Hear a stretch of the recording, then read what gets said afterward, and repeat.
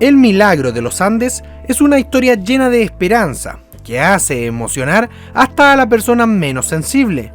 Sin embargo, muchas cosas quedaron en el olvido y se han mencionado poco o nada después que los 16 sobrevivientes salieron de la cordillera. Es por eso que ahora me dejaré de palabras y hoy les presentaré 20 cosas sorprendentes sobre el milagro de los Andes.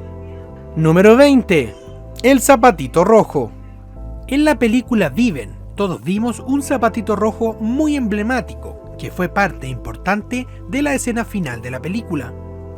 Zapatito rojo que por cierto no apareció en la Sociedad de la Nieve. Pero, ¿este zapatito rojo realmente existió en la historia real? La respuesta es sí. Todos sabemos que el vuelo sale del aeropuerto de Carrasco en Montevideo, y por el mal tiempo hizo una pausa de un día en Mendoza, detalle que ninguna de las películas muestra. Sin embargo, en esa parada, la madre de Nando decide comprar estos zapatitos rojos para el hijo de su otra hija, llamada Graciela, hija que por cierto no viajó aquella vez. En la montaña, Nando le comparte uno de estos zapatitos a Carlitos Páez, y el otro se lo lleva a él.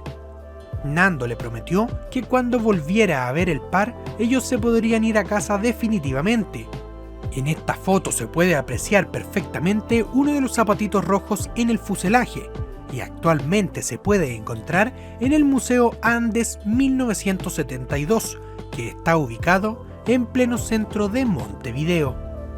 Número 19. Un hotel cerca de ellos.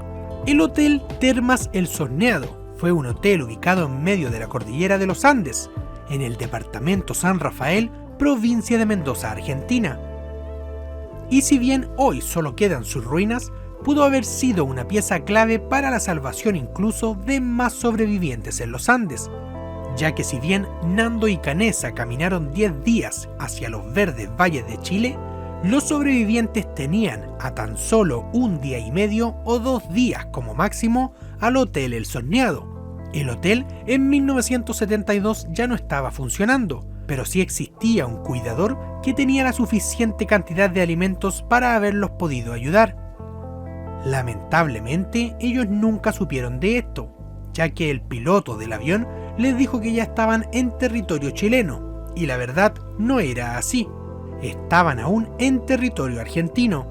Tan solo imaginen qué hubiese pasado si la salvación hubiese estado a 2 días de caminata. Solo Nando, Canessa y Tintín demoraron 3 días para subir una sola montaña antes de emprender su viaje a Chile. Quizás hoy día el milagro de los Andes podría tener a más testimonios vivos, quién sabe. El padre de Numa Turcati dijo que en una de sus expediciones estuvieron a tan solo 20 minutos de poder llegar al hotel, pero ellos, como no sabían nada, no quisieron continuar. En la película Viven, Canessa dice que ve un camino. En la realidad, esto fue verdad. Canessa decía que veía un camino y sin saberlo, ese camino se dirigía al Hotel El Sorneado. Existe una teoría que dice que era imposible que ellos llegaran al hotel, ya que en esos años cruzaba el río Atuel, que era muy caudaloso, y Nando y Canessa tampoco lo hubiesen podido pasar, pero en realidad eso nunca se sabrá. Número 18. El alud y sus repercusiones. El 29 de octubre de 1972 transcurrió con bastante normalidad para los sobrevivientes del avión de los Andes. Algunos padecían grandes dolores y todos estaban helados, mojados, sucios y hambrientos. Ese día llegaría el terrible y fatídico alud. La avalancha que sepultó al avión uruguayo fue uno de los mayores golpes que sufrieron en la cordillera. Antes de la avalancha, la mayoría ya estaban comenzando a conciliar el sueño, cuando de pronto comenzaron a notar una vibración y un intenso zumbido. Un sonido como de 1000 caballos corriendo. Roy Harley todavía estaba despierto y con el ruido del impacto se levantó de un salto. ¡Pum! Ya era demasiado tarde. El alud se llevó la vida de 8 personas, pero por poco casi se lleva a todos los supervivientes. Esto porque luego del alud, la entrada del avión se había taponado por la nieve, y de un momento a otro se comenzaron a dar cuenta que no estaba entrando oxígeno al fuselaje, y que debían buscar una manera rápida de actuar y salir de ahí. Roy Harley intentó salir por un agujero que él hizo, pero se dio cuenta que afuera había una tremenda tormenta y un muy mal clima. Volvió a entrar muy asustado, pero eso sirvió para que pudiera entrar aire al fuselaje. Así estuvieron por casi 3 días encerrados en el fuselaje. Todos estuvieron atrapados en un espacio muy reducido, en el que no podían acomodarse y en el que debieron permanecer amontonados los 19 supervivientes junto a los 8 muertos de la luz. Varios supervivientes comentaron que en ese momento estuvieron 3 días con los cuerpos dentro del fuselaje ya que no podían salir, y que incluso el olor de los fallecidos ya se estaba sintiendo demasiado fuerte. Antes que continuemos con el video, quiero avisarte que te suscribas a mi canal, porque en los próximos días comenzará la nueva serie llamada Día a Día, en donde habrá un video para cada día vivido en la cordillera, un trabajo inédito y exclusivo de Soy Diego Aranís. Suscríbete y no te la pierdas. Número 17. La garra de Javier Metol.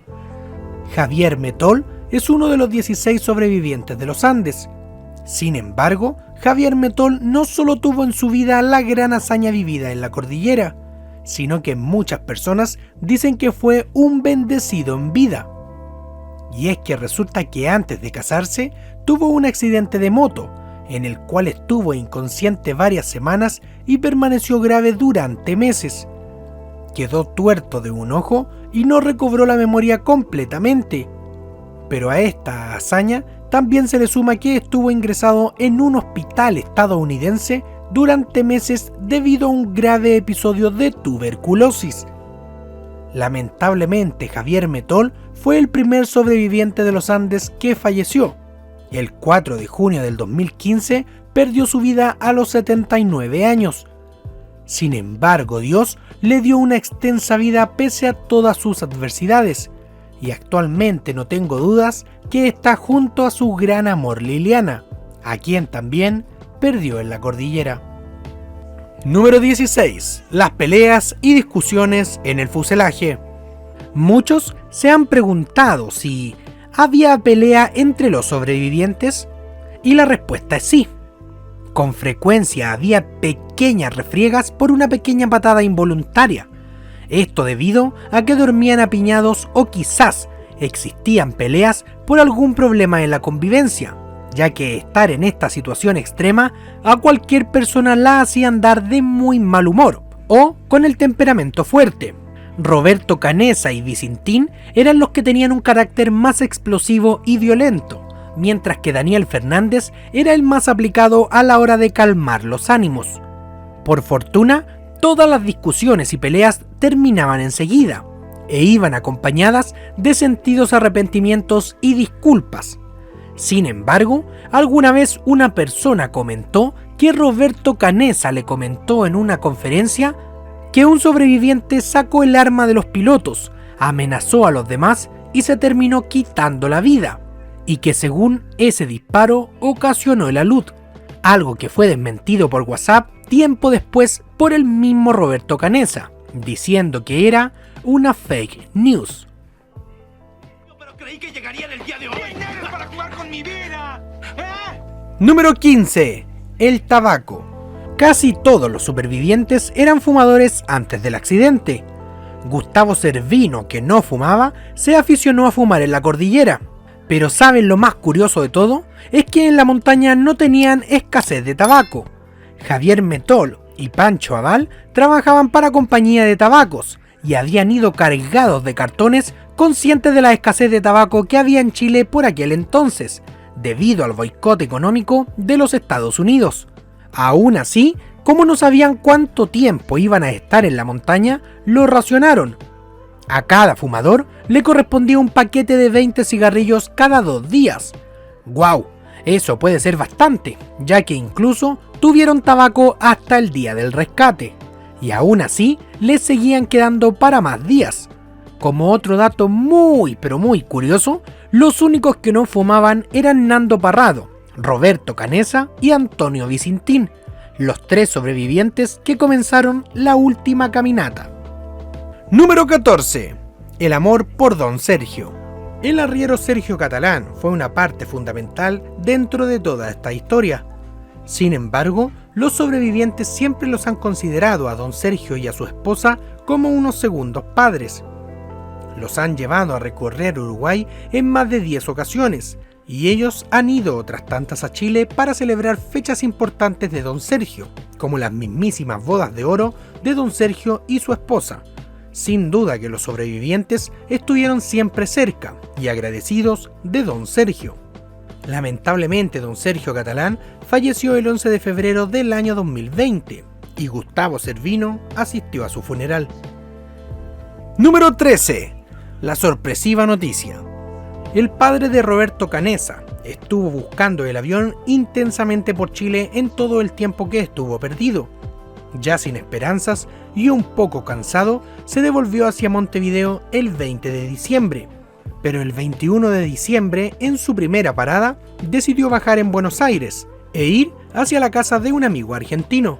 Cuando sale de la estación de autobuses, lo primero que hace es subirse a un taxi. Y el taxista, como si nada, le dice: ¿ha oído las noticias? Han encontrado el avión uruguayo. Eso es lo que están diciendo por la radio. Y antes de que el conductor siguiera hablando, el padre de Roberto Canessa levanta su mano y lo hace callar. Le pide permiso y comienza a subir el volumen de la radio.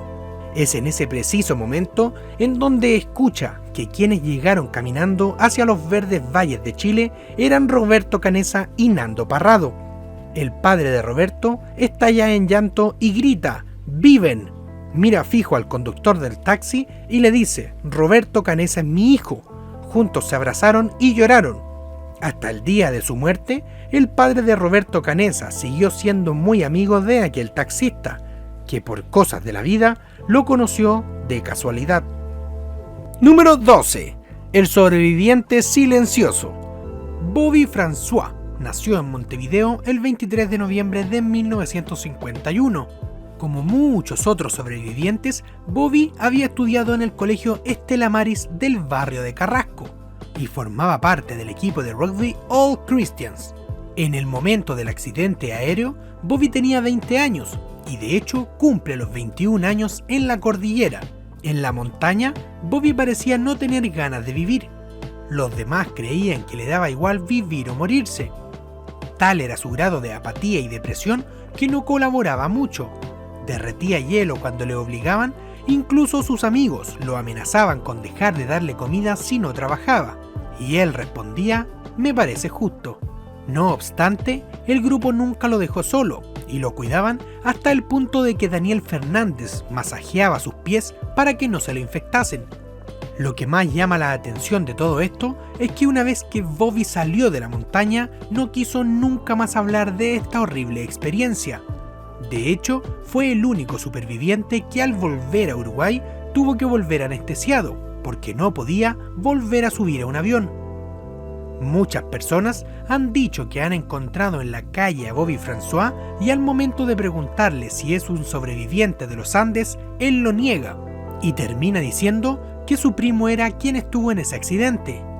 A Bobby François tampoco le ha gustado regresar al lugar del accidente, a diferencia de los otros sobrevivientes, y actualmente vive en un rancho muy alejado de la civilización. Número 11. Las conversaciones. Cuando la noche se cernía sobre ellos, se resguardaban dentro del fuselaje. Las noches eran bastante largas, por lo que permanecían allí acostados por largas horas. En ocasiones era inevitable hablar sobre lo mucho que echaban de menos a sus familias y a sus novias, pero era un tema de conversación que les llenaba de tristeza, así que preferían no hablar de eso. Pero el tema de conversación más recurrente era la comida. Continuamente hablaban de sus platos y restaurantes favoritos y de todo aquello que querían comer en cuanto llegasen a Montevideo. Esta escena se calcó a la perfección en la Sociedad de la Nieve. Los sobrevivientes describían dichos manjares con todo tipo de detalle, e incluso fantaseaban con poner un restaurante a su regreso. Sin embargo, esto a veces ocasionaba el enojo de más de algún sobreviviente, debido a que se consideraba un daño psicológico hablar de comida en esas circunstancias. ¿Sabés lo que me comería yo? Una milanesa en la mascota. Oh, sí. Un huevo frito. Qué buenas milanesas. El tamaño de las milanesas de la mascota.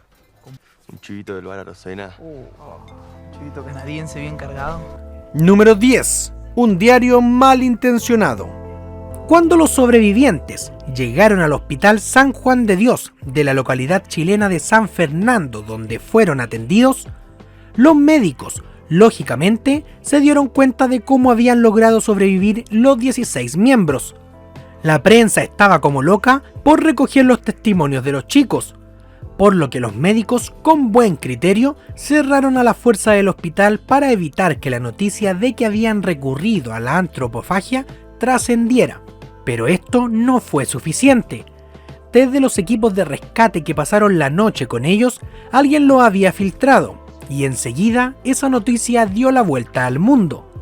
Al día siguiente de haber sido rescatados, los supervivientes ya veían cómo les atosigaban a preguntas en busca de confirmación, pero ellos lo negaban. El día después de Navidad, el periódico El Mercurio de Chile publicó directamente una desagradable foto de una pierna humana, con signos de haber sido mutilada, y que se halló cerca de los restos del avión. No había duda de que los chicos habían comido. Por este motivo, y ante el revuelo generado, los supervivientes, aunque sin un consenso total, decidieron sincerarse sobre su decisión. Lo hicieron por boca de Pancho Delgado en una multitudinaria conferencia de prensa ofrecida en el Centro Educativo Estela Maris de Montevideo. Número 9. El amor por su padre. Carlos Roque González nació el 10 de febrero de 1948. Tenía el cargo de sargento de las Fuerzas Aéreas Uruguayas y viajaba en el Fairchild 571 en calidad de mecánico del avión. Carlos Roque fue el único miembro de la tripulación que sobrevivió a la primera noche tras el accidente. Tras el impacto, estaba muy aturdido y decía cosas sin sentido. En la película La Sociedad de la Nieve se puede ver explicando a los pasajeros cómo es el trayecto que hará el avión. Carlos Roque fallecería el 29 de octubre de 1972 a causa de la luz que sepultó el fuselaje del avión. Tenía 24 años de edad. Carlos Roque tenía un hijo de 18 meses en el momento del accidente, llamado Alejandro Roque.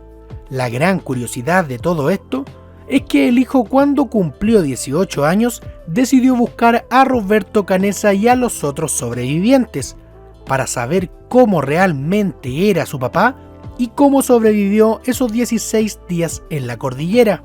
Alejandro Roque hasta la fecha es un gran amigo de todos los sobrevivientes y se ha emocionado siempre debido a los relatos que los mismos sobrevivientes cuentan sobre su padre. Número 8. Sin cuestionamiento. Cuando llegó la hora de informar que los cuerpos eran la única comida que quedaba disponible para sobrevivir, dentro del fuselaje surgió un gran debate. Algunos se oponían por su creencia religiosa, otros por asco, y otros decían que era lo que se debía hacer. Sin embargo, Pedro Algorta fue quizás el único sobreviviente al que le daba igual, y que según él nunca se sintió culpable por comer carne humana, porque era lo que se tenía que hacer. Así lo contó en su libro Las montañas siguen allí. Pedro Algorta dijo que cuando escuchó a uno de sus compañeros decir que debían comer la carne de sus compañeros muertos, él no se escandalizó, porque encontró que era lo más lógico. Estas palabras a continuación son su relato literal, escrito en su propio libro. Fuimos hasta el frente del avión, justo por la cabina de los pilotos, en donde habíamos dejado a los muertos, y tomamos uno de los cuerpos que habíamos dejado allí. Era uno de los que yo conocía, sabía quién era, pero no sentí nada en ese momento. Él ya no estaba y había que proceder. Tenía hambre y quería vivir. Comimos con curiosidad, con emoción, rompiendo un tabú, sabiendo que estábamos haciendo algo especial, pero que era lo que debíamos hacer para mantenernos con vida. Número 7. Voy por mi hijo. Rafael Echavarren Vázquez nació el 20 de agosto de 1950 en Montevideo, Uruguay. Sus amigos le apodaban el Vasco Echavarren, haciendo referencia a su ascendencia vasca.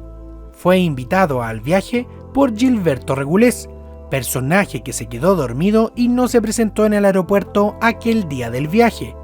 De hecho, si quieres saber más sobre Gilberto Regulés, al final te estaré dejando un video sobre esa historia. El Vasco Echavarren tenía desgarrada la pantorrilla con una terrible herida que dejaba su hueso al descubierto. El primero en atenderle fue Gustavo Cervino justo tras el accidente.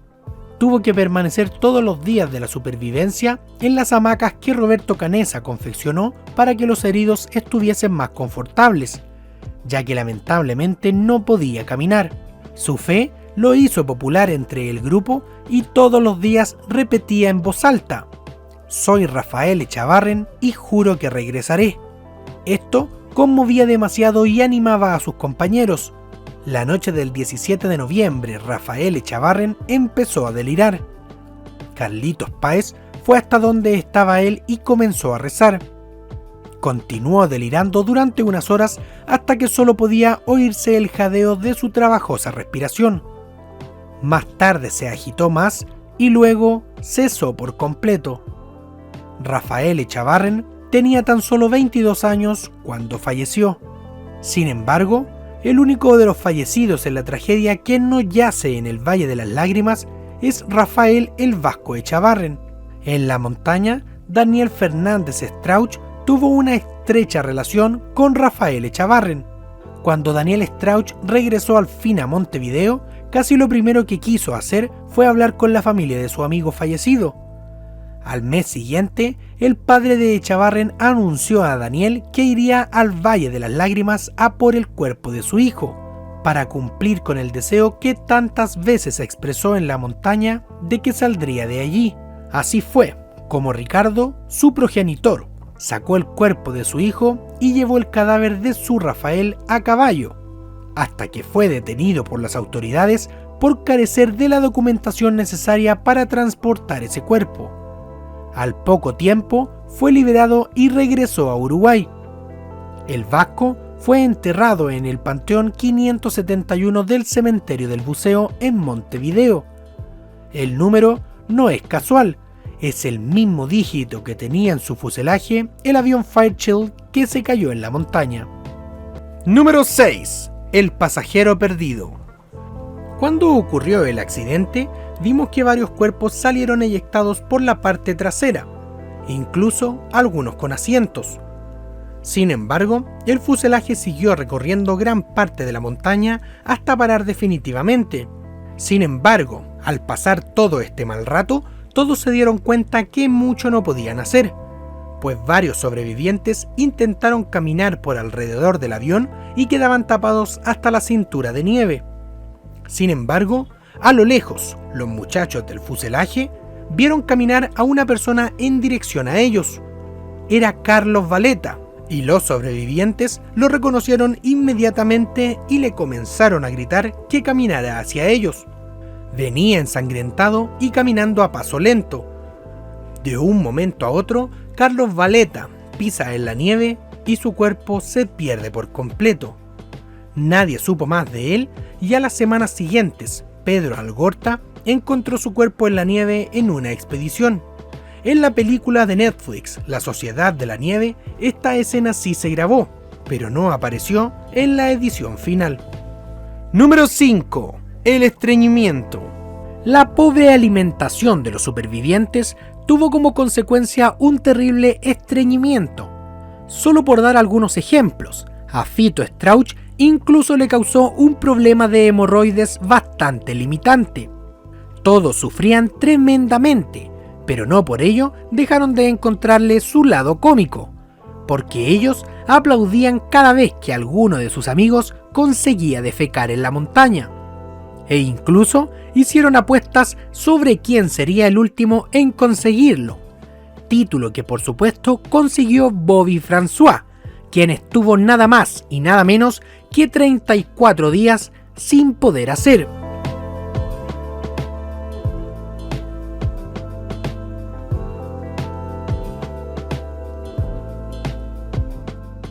A propósito, ¿recuerdan a Bobby François?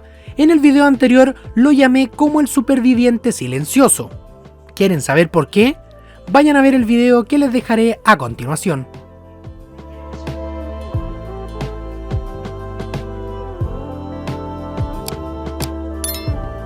Número 4.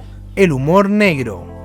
Pedro Algorta es uno de los 16 sobrevivientes que en realidad nunca ha tenido problemas en confesar a viva voz todo lo que hicieron en la montaña.